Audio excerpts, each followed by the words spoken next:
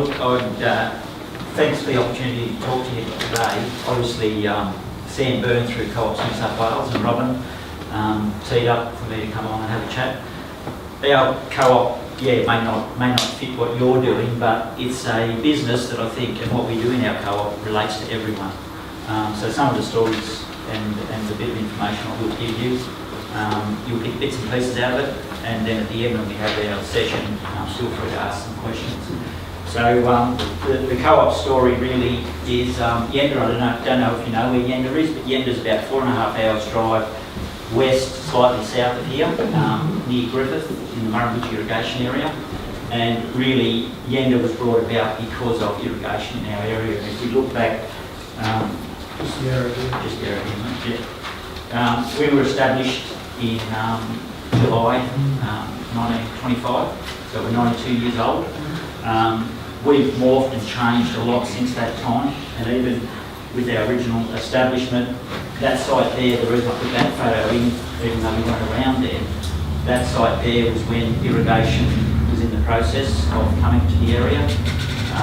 The Water Commission came into the area. There was a New South Wales government initiative, and they diverted water in the Murrumbidgee River, north of the Murrumbidgee River, to come into our area. It's really flat there where we are, and put a series of channels and pipelines in. It was all gravity fed, so there was no pumping, no energy, and that site there, as I said, the reason I put that photo in because that's the site of our current day premises. Even though it doesn't look like that, but those buildings in the background were still there probably 20 years ago until we had to pull them down because of work health and safety issues. If we just look at that, I'll try and get through most of these if I can today, but a bit of an overview of the Yenda Co-op, I suppose, story and where we came from and how it all came about. Some facts and figures about our area of the MIA, I suppose, and the Calabria irrigation area, just to give you an idea of what's grown on there and the diversity. I suppose Robin did ask me to touch on how we are funded, both historically when we started and also in today's environment, how we do it today. I suppose what we do today as a co-op, so what we did 92 years ago is different to what we do today. And if we didn't change, we wouldn't be here today. So that's the other important thing. I think that's in any business, particularly in the modern age of digital technology and everything else. If you're not prepared to take the blinkers off and have a look and see what you're doing or see what's out there, you'll end up getting run over. So that's really important. Promoting co-op in the community, I'll touch on that and why we continue to do it and really push it hard. And again, tied in with that is why the cooperative model works for us at Yenda. And then obviously if we get to it, challenges that we're facing today and things that we'll need to address. So as I said to you, the New South Wales government back in the 1910 to 1912 decided to move irrigation inland, and so what they did was set up a scheme, did some design and started diverting water out of the Murrumbidgee River north into our area towards Griffith, towards Yenda, the Leeton area. Now what happened then following on from that, there was at the end of World War I, there was a lot of soldiers that needed to be repatriated, and as part of that the government was looking for something for them to do. So in essence what happened was that they allotted soldier settlers blocks in our area and basically offered those blocks to these returned soldiers to come and farm and make a quid and hopefully get their lives back on track. And my grandfather was one of these. He returned from the First World War, and he was given a block in Lake Wyoming, which was, it's probably about 20 k's from Yenda. And from that, they struggled for a lot of years, and they found that even though the government's good intentions were there to say, look, grow apples, grow this, have a dairy, etc., they found that a lot of these things didn't work because they hadn't done their homework. So what they did, they finally, after struggling and getting government assistance for probably 10 to 15 years, they finally worked out that if they were going to survive, they had to, as a few speakers have already mentioned, they had to pull together, work together, and come in with systems that really allowed them to both, I suppose, buy inputs for their farms, And also the other thing is market their produce. And the top photo there is back in the 1930s. It's produce getting loaded onto the train, and there's a rail siding right near where we are. The siding's still there, although it's not used today.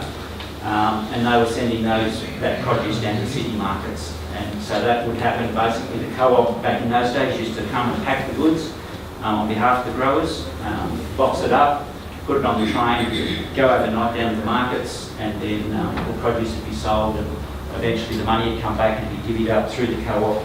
And the bottom photo there is a grower who's actually, Penfolds wines were in the area in those days, and he was delivering his wine grapes and getting them weighed and off and ready to take into the winery. And as another example there, that was in the 1930s. We used to grow a lot of apples in our area. Obviously climate change means that we don't grow very good apples in our area these days because not enough cold days there. But yeah, back in the 1930s, that was about 32, we used to pack apples. Yenda had its own brands, and they used to export a lot back in the 30s and 40s. Today, as I said to you, we used to do a real lot of that. Today we do very little of that in today because we've had to change, I suppose, the way we have done things, and you know, and therefore, yeah, we'll get to it in a minute, but what we do today is completely different to what we did back then. Obviously, with any business, adversity strikes, and even though we're a very flat area, that was a 1930s flood, 1931 I think it was, that's the rail siding there, and yeah, we were completely underwater. Because we're such a flat area, when floods do come in, they hang around for like 7 or 8 days. It's not like undulating where you get floods, flash flooding, and the water's basically gone in 24 or 48 hours. What happens here is that when the water comes in, it hangs around for a good week or more before it can finally get through the drainage system and out. And these photos here are just different pictures of flooding that occurred. Now, in our area, you can see the hills in the background there. We do have some hills that surround us, and that's really the catchment area for a lot of this flood water. Now, what happens when they built the irrigation system back around Yenda, you know, in I suppose the 1920s there, what they did, they crossed a creek, which is the Murrell Creek, that runs really right through from Tamora, Vinya, Barrel and Argotha, and it comes right through to Yenda and then runs right out the back of the other side of the river and ends up feeding right back into the Murrumbidgee River. And what they did, they actually crossed the Murrell Creek with the main canal. And what it actually did was cause a blockage when we did get these floodwaters. So what would happen is the main canal would block the creek would bank up and then overflow over one of the other main canals. And we've had probably 4 experiences over our lifetime of this happening. It's just another example there. And obviously we've had fires over the years, some deliberately lit, some not. But this was only a flood that we had. That's our back chemical shed where we are. And you can see the forklift there. The water's up, I suppose, about 2 foot. It's a bunded shed for safety reasons, in that if we do have a spill there, we can contain it and trap it. Anyway, during this flood, the same thing happened. The creek filled up. They didn't break the main canal to let the water through, and therefore this water flooded back into town. And that water sat in that chemical shed. This was in 2012, so only 5 years ago. Sat in that shed for a week, and we had to get that water tested and then tank it down to Melbourne, pumped it out, tank it down to Melbourne and get it treated because we couldn't put it back into the system. So that flood cost us about $500,000, and our insurance basically went up around $120,000 every year for the next 5 years. So they recovered it. That's looking out the front. Our main door's about here, and that's looking out the front of the ender. And as I said to you, when the water comes in, that hung around for a good week. And that's just looking out the side of the building where the car park was, and there's at that stage a fair rush of water coming. But the one thing I will say, when the flood came, we were told by the SDS, they knocked on our door and said, you've got to be out in 15 minutes. There's a 20 metre wall of water coming at 50 k's an hour, you've got to get out. And look, we were relying on them, so we went down the back lifted up a lot of our chemical that was on the ground. We had prunes in the back shed that were going to get flooded, so we had to go and start putting those on pallets. And then they came back 15 minutes later and said, if you don't get out now, we're going to get the police. So we thought, hindsight's a lovely thing, and I wish we'd stayed there, but at that stage we thought we better get out. You know, we didn't want to get arrested. So we got out, and that water didn't come into Yenda. Because it's so flat, it trickled in. So basically, that water took another 18 hours to actually get in. So, and unfortunately, because we didn't move a lot of that chemical and fertilisers, etc., we sustained a $500,000 loss. That was in 2012. Just to give you a bit of an idea about facts and figures, Yenda Producers actually got 4 branches. We've got 2 in Yenda. One we bought recently, which was our opposition. We bought it for 2 reasons. One is so landmark or elders, etc., wouldn't go in there. And the second reason was that Yenda business did, I suppose, provided services, some similar to us, but they provided additional services that we didn't provide. So therefore, we thought it was a good opportunity to grab it for those 2 reasons, and it's been very successful. And then we've also got a branch at Griffith and Wheaton. We have, our cropping radius is both dryland and irrigation cropping. It's roughly 100 kilometres. Most of our, if you get it through a 100-kilometre radius around Yenda, that's where the majority of our customer base is. We have got 1,400 to 1,500 shareholders, and the reason I've got that range in there is every meeting we're either redeeming 20 shares or adding another 30 shares on. The share capital in the business with those shareholders is roughly around $9 million. And within our co-op, we also have 4 businesses. So we've got the Yenda Co-op, is agricultural farming inputs and supplies, etc., and services, agronomy, horticulture. We've got Spencer and Bennett Yenda Prods, which is a stock and station business. We've got River and Water Engineering, which is an irrigation design and installation business. And we've got Yenda Grain, which is our newest business. We only started that less than 12 months ago, and it's about trying to match growers with niche grain demands. So what we're trying to do is get a contract for durum wheat, for argument's sake, go to our customer and say, look, would you like to grow 200 hectares of durum wheat, and then match it, and it's trying to just close that loop and close out our opposition, I suppose.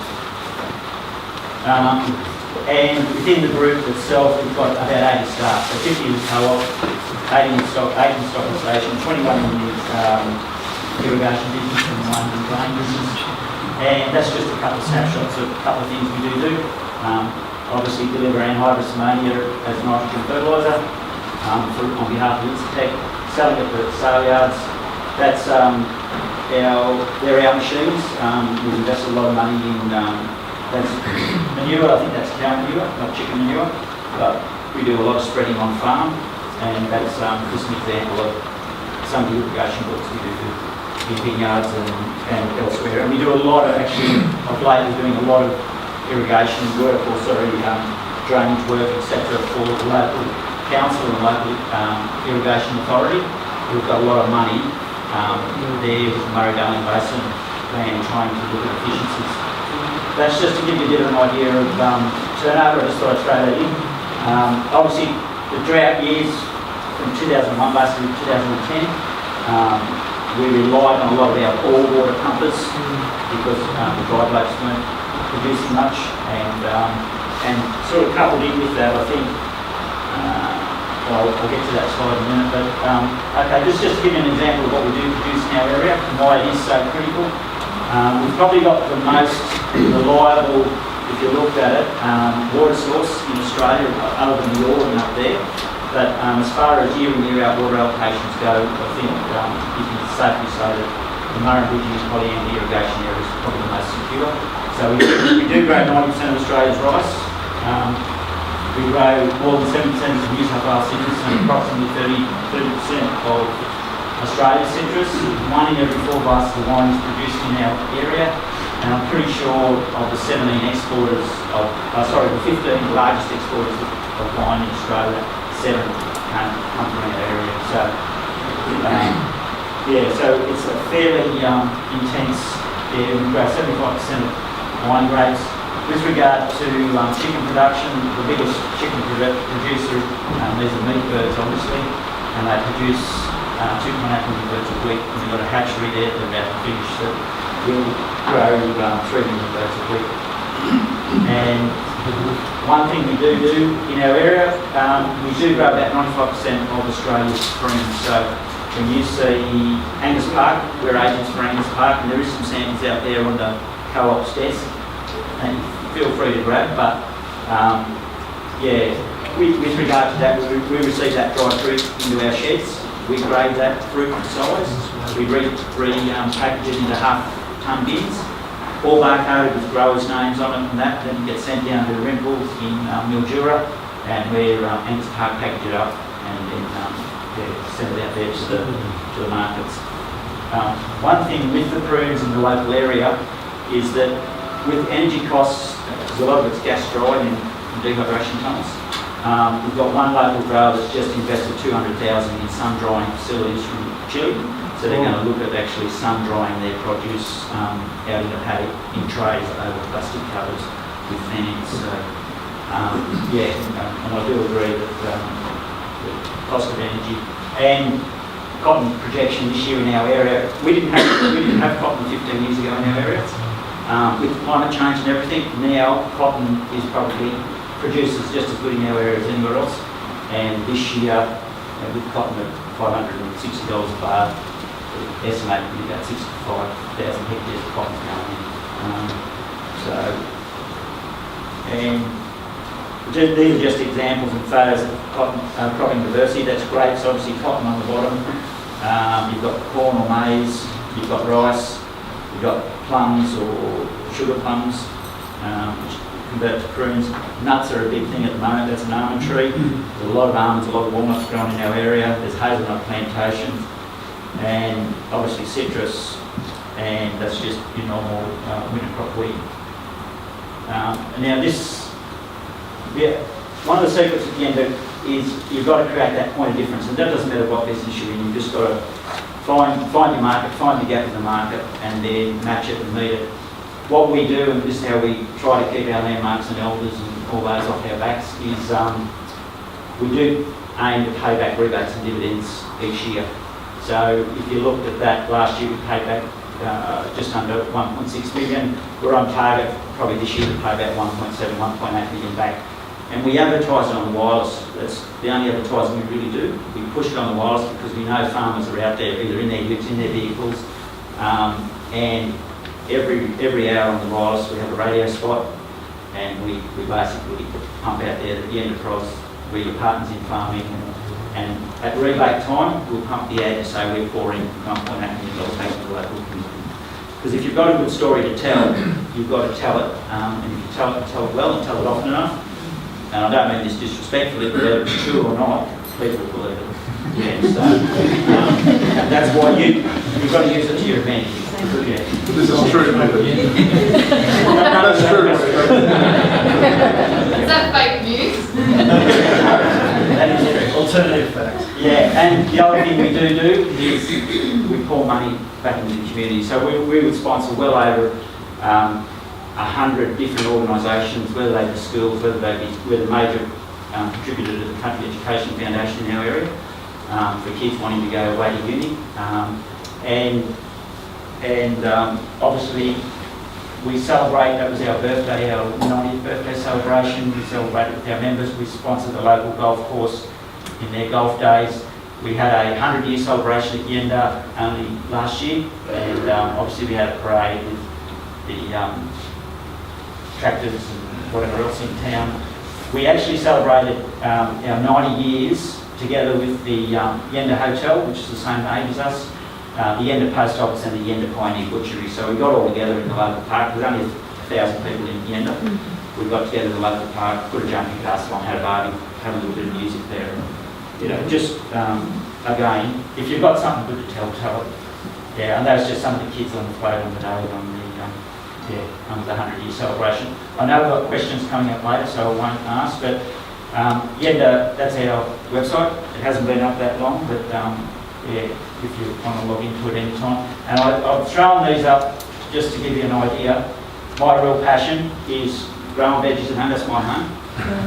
So growing veggies at home, making spaghetti sauce every year, making salami, making sausages, preserving, whatever. So that's what I really love doing. But yeah, my background's been. You got any today?